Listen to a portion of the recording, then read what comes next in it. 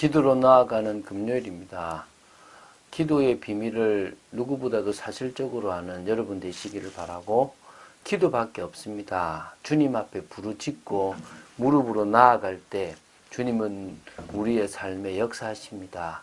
성령의 역사가 있는 삶, 성령의 인도가 있는 삶, 참된 응답을 향하여 우리가 나아가는 귀한 삶이 되어야 될 줄로 믿습니다. 그런 저와 여러분 되기를 주 예수 그리스도 이름으로 축원드립니다. 자, 오늘 좀 긴 내용인데요. 사무엘상 25장 14절부터 35절까지 내용을 보도록 하겠습니다. 좀 긴 내용이죠. 근데 뭐 좀 짧게 보겠습니다. 23절부터 26절까지를 합독하고 사무엘상 25장 14절부터 35절을 보도록 하겠습니다. 23절부터 26절입니다. 아비가일이 다윗을 보고 급히 나귀에서 내려 다윗 앞에 엎드려 그의 얼굴을 땅에 대니라. 그가 다윗의 발에 엎드려 이르되 내 주여 원하건대 이 죄악을 나 곧 내게로 돌리시고 여종에게 주의 귀에 말하게 하시고 이 여종의 말을 들으소서. 원하옵나이다. 내 주는 이 불량한 사람 나발을 개의치 마옵소서. 그의 이름이 그에게 적당하니 그의 이름은 나발이라. 그는 미련한 자니이다. 여종은 내 주께서 보내신 소년들을 보지 못하였나이다. 내 주여 여호와께서 살아계심을 두고 맹세하노니 내 주도 살아계시거니와 내 주의 손으로 피를 흘려 친히 막으셨으니 내 주의 원수들과 내 주를 해하려 하는 자들은 나발과 같이 되기를 원하나이다. 아멘.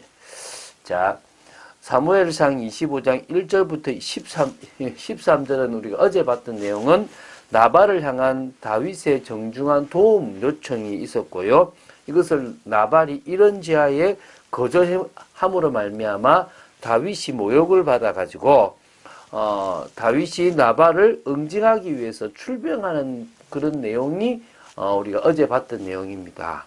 이처럼 다윗이 분노하여 자신의 감정을 자제하지 못하고 하나님께 묻지도 않았지 않습니까? 이 동족을 치기 위하여 출병하는 것은 사실 그 자체가 이미 잘못된 일일 수 있는 겁니다. 그리고 앞으로 왕이 되었을 때에 이 명망을 잃게 되는 악재, 이 잘못된 어떤 그런 오명을 남길 수 있는 그런 행동일 수가 있는 거죠. 물론 자신이 보호해 줬기 때문에 당당한 권리를 주장할 수도 있을 수 있지만 잘못하면 큰 오점이 될 수도 있거든요. 그래서 이 14절부터 35절 이 본문을 통하여 하나님께서는 이 지혜로운 이 여인 아비가일을 통해 가지고 다윗의 분노를 가라앉히시고요. 또 그 가운데서 이 다윗이 아비가일의 중재 요청을 수락하면서 오히려 더 큰 하나님의 역사를 깨닫는 것이 되고요. 나중에는 이 여인을 아내로 맞이하게도 되는, 물론 그게 불법적인 것이 아니라 나발이 죽음으로 말미암아 그렇게 하게 되는데요.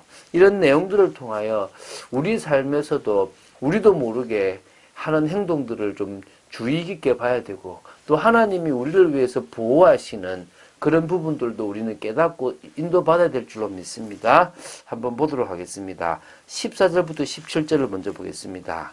자, 하인들 중에서 한 명이 아비가일에게 와서 지금 이 사태의 심각성을 알려줍니다. 그리고 대처 방안을 마련하라고 이야기합니다. 이 말은 나발의 종들도 이 지금 나발이 다윗에게 했던 행동이 얼마나 큰 잘못인지를 알고 있었다는 것입니다. 이게 지금 다윗을 모욕하는 이 엄청난 행동이 이 나발의 가정 전체를 다 망하게 할 수도 있다는 것을 안 겁니다. 그 정도로 나발이 어리석게 실수했다 이 말이겠죠. 그래서 지금 그 주인 아비가일이 좀 지금 지혜로우니까 그 얘기를 해주면서 오히려 뭡니까? 지금 있었던 바로 문하나로 왔는데 모욕을 하게 됐고, 그런데 그 다윗은 사실은 자신들을 보호해 줬던, 담이 되어 줬던 그런 사람들이기 때문에 우리를 해하려고 온다면 우리는 다 죽을 수밖에 없다. 그런데 지금 무슨 일이든지 해라.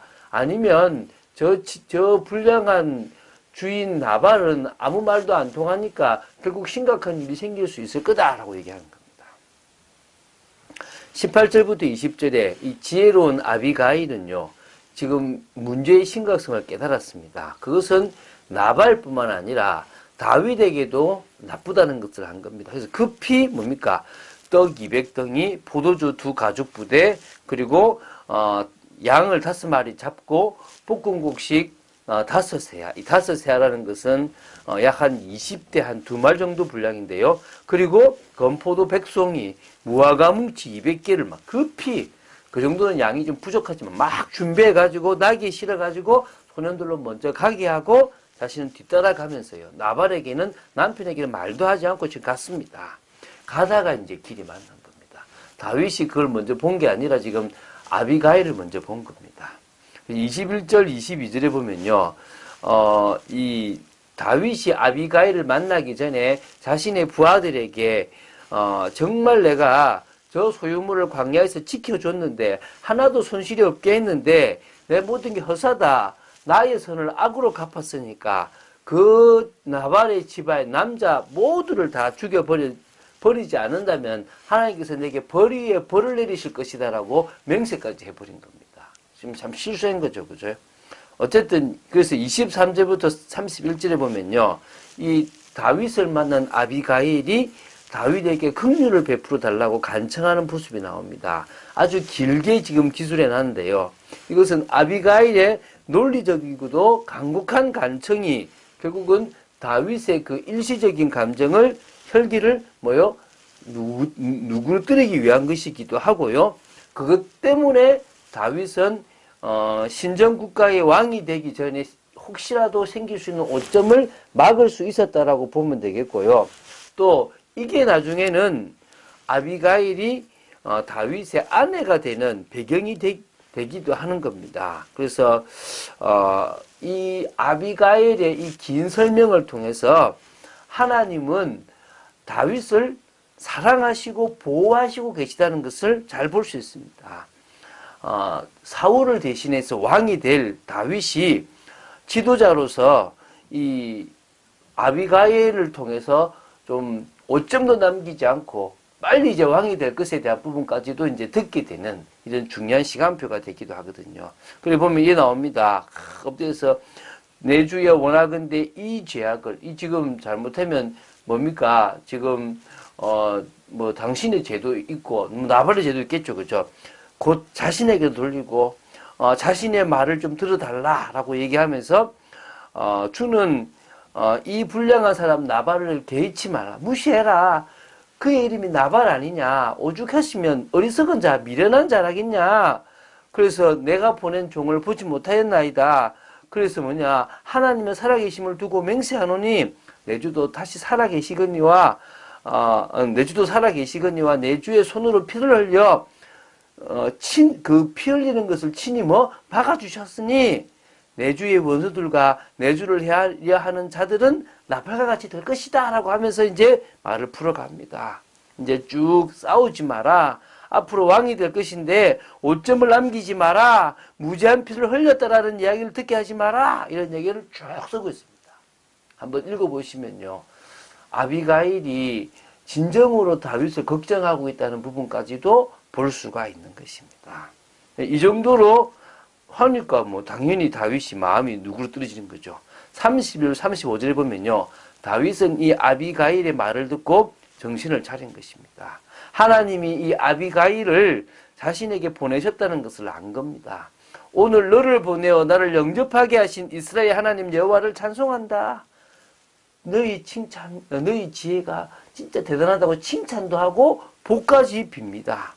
그리고 자신이 피를 흘릴 것과 친히 복수하는 것을 막았다는 것에 대해서 고맙다라고 얘기를 하는 겁니다. 그걸 다 받고요.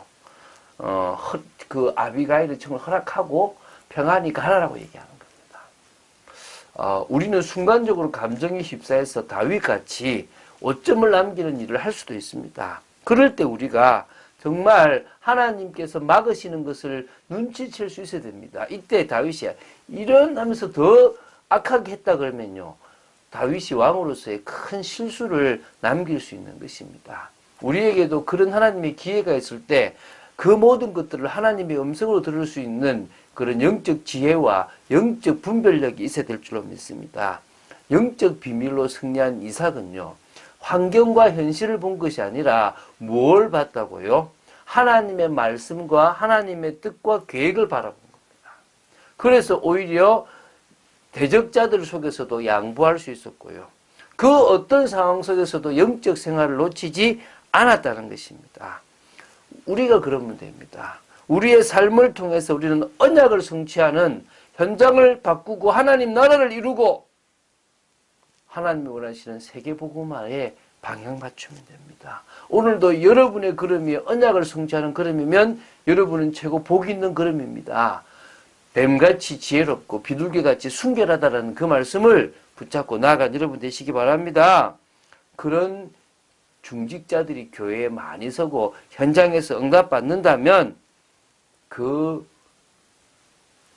교회는 복된 교회, 그 성도들이 있는 현장은 승리할 수밖에 없는, 하나님의 나라가 임할 수밖에 없는 현장임을 확신합니다. 오늘도 응답받는 또 하나님의 역사를 보는 여러분 되시기를 주 예수 그리스도 이름으로 축원드립니다. 주는 그리스도시요 살아계신 하나님의 아들이심을 고백합니다.